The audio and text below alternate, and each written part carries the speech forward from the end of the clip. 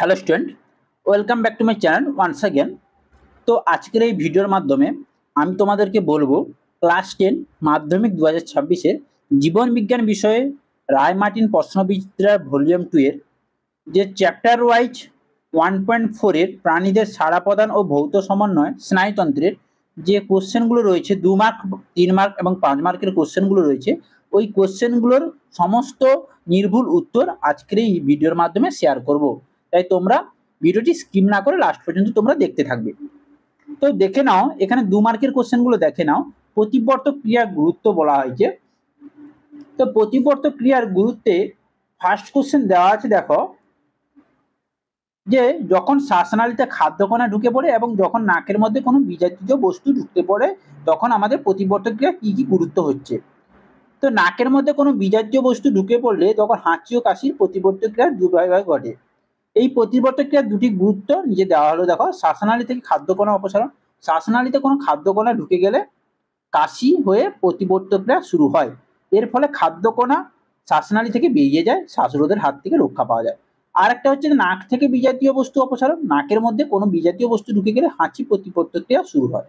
এর ফলে বস্তুটি নাক থেকে বেরিয়ে যায় এবং নাকের ভেতরে অংশ সুরক্ষিত থাকে।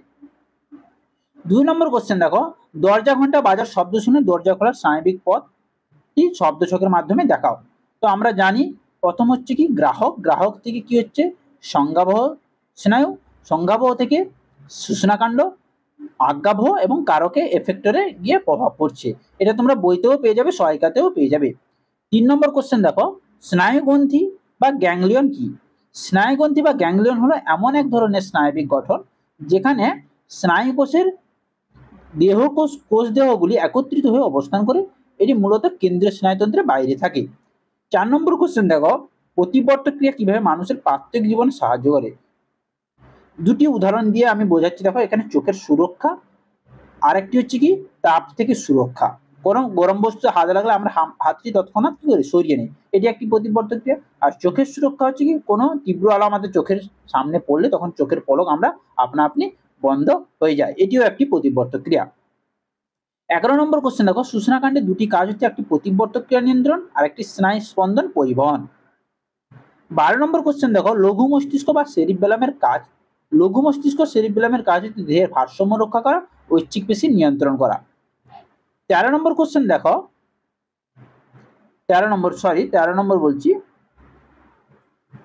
হ্যাঁ 13 নম্বর কোশ্চেন, প্রতিবর্তক ক্রিয়া বলতে কি বোঝো? প্রতিবর্তক ক্রিয়া যে স্বতঃস্ফূর্ত দ্রুত অনৈচ্ছিক ক্রিয়া কোনো উদ্দীপকের প্রভাবে ঘটে তখন তাকে আমরা প্রতিবর্তক ক্রিয়া বলবো। এগুলো তোমরা বইতে পেয়ে যাবে সমস্ত কিছু। আমি স্ক্রল করে যাচ্ছি, ভিডিওটি 1.4 এর সমস্ত অ্যান্সারগুলো দিতে ভিডিওটি অনেক লেন্দি হয়ে যাবে, তাই আমি স্ক্রল করে নিয়ে যাচ্ছি। তোমরা যেগুলো পারবে অবশ্যই বই থেকে লিখবে, যেগুলো পারবে না অবশ্যই এখান থেকে স্ক্রিনশট মেরে রাখবে। দেখে নাও পরপর। 5 নম্বর কোশ্চেন দেখো, সেরিব্রোস্পাইনাল ফ্লুইডের কাজ হয়েছে। 16 নম্বর কোশ্চেন, নিউরোগ্লিয়ার দুটি কাজ এবং স্নায়ুতন্ত্রের নিউরোগ্লিয়া না থাকলে কি কি অসুবিধা দেখা দিতে বলে তুমি মনে করো? স্ক্রিনশট মেরে রাখবে যেগুলো পারবে না বই থেকে, সহায়িকা থেকে। 17 নম্বর দেখো, অ্যাকোয়াস হিউমারের অবস্থান ও কাজ। 18 নম্বর কোশ্চেন দেখো, পশ্চাৎ মস্তিষ্কের সঙ্গে শ্বাসক্রিয়া নিয়ন্ত্রণ কার্যের সম্পর্ক ব্যাখ্যা করো। 19 নম্বর কোশ্চেন, দূরদর্শনে কোনো উত্তেজক খেলা দেখার সময় দর্শক কোন কোন প্রতিবর্তক ক্রিয়া সম্পন্ন করে? এখানে একটি চোখের উপযোজন, চোখের তারার সংকোচন ও প্রসারণ এবং শ্বাস প্রশ্বাসের হারে বৃদ্ধি। 20 নম্বর কোশ্চেন, সহজাত বা জন্মগত প্রতিবর্তক ক্রিয়া কাকে বলে? গুরু মস্তিষ্কের কাজ কি? বইটা পেয়ে যাবে এগুলো, গুরু মস্তিষ্কের কাজ। 22 হচ্ছে প্রেস বায়োপিয়া কি? এটিও তোমরা বইতে পেয়ে যাবে। 23 নম্বর কোশ্চেন দেখো, প্রান্তীয় স্নায়ুতন্ত্রের অংশগুলো কি কি? করোটিড স্নায়ু, সূচনা স্নায়ু এবং স্বয়ংক্রিয় স্নায়ুতন্ত্র। সাইন্যাপসের কাজ লেখো, স্নায়ু স্পন্দন পরিবর্তন এবং স্নায়ু স্পন্দন নিয়ন্ত্রণ। 25 নম্বর কোশ্চেন দেখো, মানব চক্ষুতে রেটিনার অবস্থান ও কাজ। বইতে পেয়ে যাবে এটা, রেটিনার অবস্থান ও কাজ। 26 নম্বর কোশ্চেন, অশ্রুগ্রন্থির দুটি কাজ লেখো। ফটাফট তোমরা স্ক্রিনশট মেরে রাখো, আমি স্ক্রল করে নিয়ে যাচ্ছি। 27 নম্বর কোশ্চেন দেখো, পীতবিন্দু কাকে বলে, এর কাজ। 28 নম্বর কোশ্চেন, মেনিনজেসের কাজ লেখো। তোমরা বইতে পেয়ে যাবে, মেনিনজেস এবং সিএসএফ এর কাজ একসঙ্গে দেওয়া আছে, অবস্থান ও কাজ পেয়ে যাবে। 29 নম্বর দেখো, কাছের বস্তু দেখার ক্ষেত্রে চোখের লেন্সের প্রকাশ দৈর্ঘ্য পরিমার্জন ঘটে, বক্তব্যটি যথার্থ ব্যাখ্যা করো। হয়েছে। 30 নম্বর কোশ্চেন দেখো, চোখের প্রতিসারক মাধ্যম হিসেবে কাজ করে এমন একটি অংশের গঠন, যেমন কর্নিয়ার গঠন। প্রতিবর্ত পদ বা প্রতিবর্ত চাপ বা রিফ্লেক্স আর কাকে বলে, বইতে পেয়ে যাবে এটা। 32 নম্বর কোশ্চেন দেখো, পথে চলতে গিয়ে পায়ে একটি কাঁটা বিঁধে পা তুলে নেওয়ার স্নায়বিক পথটি মাধ্যমে বর্ণনা করো, অথবা হঠাৎ কোনো গরম বস্তুর হাত লেগে গেলে স্পর্শ করলে সরিয়ে নেওয়া সম্পর্কটি স্নায়বিক পথ শব্দচিত্রের সাহায্যে দেখো, এটা বইতে পেয়ে যাবে। গ্রাহক, সংজ্ঞাবহ, সূচনাকাণ্ড, আজ্ঞাবহ এবং কারক। অর্জিত অভ্যাসগত বা শর্তাধীন প্রতিবর্ত ক্রিয়া বলতে কি বোঝো? 34 নম্বর কোশ্চেন দেখো, পণসের অবস্থান ও দুটি কাজ দেখে নাও, পরপর দেখে নাও কোশ্চেনগুলোর উত্তর। 35 নম্বর কোশ্চেন, স্নায়ুগ্রন্থি বা গ্যাংলিয়ন দুটির কাজ লেখো। 36 নম্বর কোশ্চেন, দ্বিনেত্র এবং একনেত্র দৃষ্টি কি? 37 নম্বর কোশ্চেন দেখো, চোখে ছানি পড়া বা ক্যাটারাক্ট কাকে বলে, পেয়ে যাবে বইতে। নিউরোমিয়া কি? নিউরোমিয়া এটা বলে দিচ্ছি, এটি সম্ভবত নিউরোগ্লিয়া হবে, এটি নিউরোমিয়া হয়ে গেছে, নিউরোগ্লিয়া হবে। নিউরোগ্লিয়া হলো এক ধরনের কোষ যা স্নায়ুকোষকে অবলম্বন ও পুষ্টি সুরক্ষা প্রদান করে। সূচনাকাণ্ডের অবস্থান মস্তিষ্কের মেডুলা অবলঙ্গটা থেকে শুরু করে মেরুদণ্ডের কোষেরুকাগুলির মধ্য দিয়ে বিস্তৃত থাকে। নিউরো ট্রান্সমিটার বা নিউরো হিউমার কি? এই যে উপযোজন কাকে বলে? লেন্সের ফোকাস দৈর্ঘ্যের পরিবর্তন ঘটিয়ে বস্তুকে স্পষ্টভাবে দেখার প্রক্রিয়াকে উপযোজন বলবো। স্নায়ুতন্ত্রকে ভৌত সমন্বয় বলা হয় কারণ। 43 নম্বর কোশ্চেন দেখো, সাইন্যাপসের মাধ্যমে কিভাবে স্নায়ুবন্ধন প্রবাহিত হয়? অ্যাকশন প্রান্ত থেকে নিউরো ট্রান্সমিটার নিঃসরণ করে মাধ্যমে সাইন্যাপসের মাধ্যমে স্নায়ুবন্ধন প্রবাহিত হতে পারে। মধ্য মস্তিষ্কের কাজ লেখো। 45 নম্বর কোশ্চেন দেখো, সাইন্যাপসকে সারিবৃত্তীয় ভাল্ব বলা কারণ কি? 46 নম্বর কোশ্চেন দেখো, থ্যালামাসকে রিলে সেন্টার বলা হয় কেন? 47 নম্বর কোশ্চেন দেখো, মানব চক্ষুতে স্ক্লেরা বা শ্বেতমণ্ডল অবস্থানের কাজ লেখো। কোরয়েডের অবস্থান ও কাজ লেখো। 49 নম্বর কোশ্চেন দেখো, প্রতিবর্ত ক্রিয়া কয় প্রকার ও কি কি? সহজাত, শর্তহীন প্রতিবর্ত ক্রিয়া, আর একটি হচ্ছে অর্জিত শর্ত সাপেক্ষ প্রতিবর্ত ক্রিয়া হয়েছে। 50 নম্বর কোশ্চেন দেখো, অন্তর্বায়ু ও সেন্সরি স্নায়ু ও বহির্বায়ু ও মোটর স্নায়ু বৈশিষ্ট্য উদাহরণ সহ লেখো। স্ক্রিনশট মেরে রাখো, ফটাফট স্ক্রিনশট মেরে রাখো তোমরা, যেগুলো পাবে না বই থেকে অ্যান্সারগুলো। 51 নম্বর কোশ্চেন দেখো, সূচনা শীর্ষক বা মেডুলা অবলঙ্গাটার কাজ লেখো। 52 নম্বর কোশ্চেন দেখো, কোনো একজন ব্যক্তি রাস্তায় চলাচল করার সময় কিভাবে উপযোজন প্রক্রিয়া সম্পন্ন করে? হাইপোথ্যালামাসের অবস্থান ও কাজ। 54 নম্বর কোশ্চেন দেখো, সোয়ান কোষের কাজ কি? 55 নম্বর কোশ্চেন দেখো, স্নায়ু কাকে বলা হয়? 56 নম্বর কোশ্চেন দেখো, স্নায়ুকলার কাজ উল্লেখ করো। 57 নম্বর কোশ্চেন দেখো, স্নায়ুতন্ত্রের দুটি কাজ লেখো অথবা স্নায়ুতন্ত্রের প্রয়োজনীয়তা কি? 58 নম্বর কোশ্চেন দেখো, স্নায়ুতন্ত্র বলতে কি বোঝো? 59 নম্বর দেখো, নন মায়োলিনেটেড নিউরনের অপেক্ষা মায়োলিনেটেড নিউরনের মধ্য দিয়ে দ্রুত স্নায়ু আবেগ পরিবাহিত হয় কেন? সালকাস ও জাইরাস কি? সালকাস হচ্ছে মস্তিষ্কে গুরু মস্তিষ্কের পৃষ্ঠে অবস্থিত খাঁজ বা গর্তগুলোকে সালকাস বলা হয়। জাইরাস হচ্ছে মস্তিষ্কে গুরু মস্তিষ্কের পৃষ্ঠে অবস্থিত ভাঁজ বা উঁচু অংশগুলোকে জাইরাস বলা হয়। স্বয়ংক্রিয় স্নায়ুতন্ত্র কাকে বলা হয়?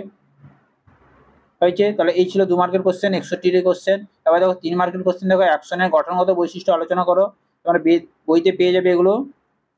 2 নম্বর কোশ্চেন দেখো, পদার্থ ঘটনাগুলি কি ধরনের প্রতিবর্ত ক্রিয়া উদাহরণ সহ কারণ সহ লেখো। সুস্বাদু খাদ্যের দর্শনে লালারসকরণ, শিশুর মাতৃদুগ্ধ পান, বাইসাইকেল চালানো শেখা, সুস্বাদু খাদ্যের দর্শনে লালারসের ক্ষরণ, এটি একটি শর্তাধীন প্রতিবর্ত ক্রিয়া। শিশুর মাতৃদুগ্ধ পান, এটি একটি সহজাত। বাইসাইকেল, এটি একটি অর্জিত। দূরের বস্তু দেখার ক্ষেত্রে কিভাবে উপযোজন ঘটে, সেটি বেশি শিথিল হচ্ছে। এগুলো তোমরা লিখবে, বইতে দেওয়া আছে সম্পূর্ণভাবে। লেন্সের বক্রতা হ্রাস হয়, ফোকাস দূরত্বে বৃদ্ধি পায়, প্রতিবিম্ব গঠন হয়। নিউরনের 3টি অংশের কাজ লেখো। নিউরনের 3টি অংশ হচ্ছে কোষ দেহ, ডেনড্রন এবং অ্যাকশন, এর কাজগুলো লেখো। 5 নম্বর কোশ্চেন দেখো, প্রতিবর্ত চাপের উপাদানগুলির নাম পর্যায়ক্রমে লেখো এবং গ্রাহক, সংজ্ঞাবহ নিউরন, স্নায়ুকেন্দ্র, আজ্ঞাবহ নিউরন এবং কারক, এফেক্টর যেটাকে বলা হচ্ছে। 6 নম্বর কোশ্চেন দেখো, মানব চক্ষুর অক্ষিগোলকের স্ক্লেরা, কোরোয়েডস, রেটিনার একটি করে গঠনগত বৈশিষ্ট্য। 7 নম্বর দেখো, থ্যালামাসের অবস্থান ও কাজ হয়েছে। 8 নম্বর কোশ্চেন দেখো, মানব মস্তিষ্কের বিভিন্ন অংশগুলো একটি ছকের সাহায্যে দেখো। এখানে দেওয়া আছে দেখো, অগ্র মস্তিষ্ক আবার গুরু মস্তিষ্ক, ডায়ানসেফালন আবার থ্যালামাস, হাইপোথ্যালামাস। এবার হচ্ছে মধ্য মস্তিষ্ক হচ্ছে কর্পোরা কোয়াড্রিজেনামা, আর পশ্চাৎ মস্তিষ্ক হচ্ছে সেরিবেলাম পন্স মেডুলা অবলঙ্গাটা। বোঝা গেল? তাহলে স্ক্রিনশট মেরে রাখতে পারো। 9 নম্বর কোশ্চেন দেখো, স্নায়ুকোষ, স্নায়ু ও স্নায়ুতন্ত্রের মধ্যে আন্তঃসম্পর্ক দেখো, অথবা নিউরন ও স্নায়ুর মধ্যে সম্পর্ক কি হয়েছে। 10 নম্বর কোশ্চেন দেখো, উদাহরণের সাহায্যে একটি প্রতিবর্ত ক্রিয়া ব্যাখ্যা করো।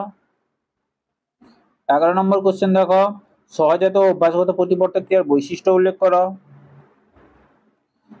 12 নম্বর কোশ্চেন দেখো, গঠন ও কার্য অনুসারে স্নায়ুর প্রকারগুলি উদাহরণের সাহায্যে ব্যাখ্যা করো, অথবা অন্তর্বায়ু বহির্বায়ু স্নায়ু মিশ্র স্নায়ু কাকে বলে উদাহরণ দাও। হয়েছে, এগুলো বইতে পাবে, না পেলে অবশ্যই স্ক্রিনশট মেরে রাখবে। 13 নম্বর কোশ্চেন দেখো, দুর্ঘটনা কবলে পড়লে কোনো ব্যক্তির পশ্চাৎ মস্তিষ্কে বিভিন্ন অংশ দারুণভাবে ক্ষতিগ্রস্ত হয়, এই ব্যক্তির জীবনযাপনে কি প্রভাব পড়তে পারে, এটা তোমরা স্ক্রিনশট মেরে রাখো, বইতে পাবে না এগুলো। হয়েছে। নেক্সট কোশ্চেন দেখো, 14 নম্বর কোশ্চেন, দৌড়ানোর সময় মানবদের শারীরিক ক্রিয়া স্নায়বিক নিয়ন্ত্রণ ও সমন্বয় কিভাবে ঘটে ব্যাখ্যা করো। হয়েছে, তাহলে বোঝা গেল এই ছিল তোমাদের 2 মার্ক, 3 মার্ক এবং 5 মার্কের সমস্ত কোশ্চেন।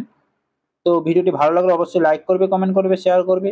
আর তোমাদের যদি পিডিএফ দরকার হয় অবশ্যই টেলিগ্রাম চ্যানেলের লিঙ্ক দেওয়া আছে, টেলিগ্রাম চ্যানেলে জয়েন হয়ে যাও, ওখান থেকে তোমরা পিডিএফ সংগ্রহ করতে পারবে।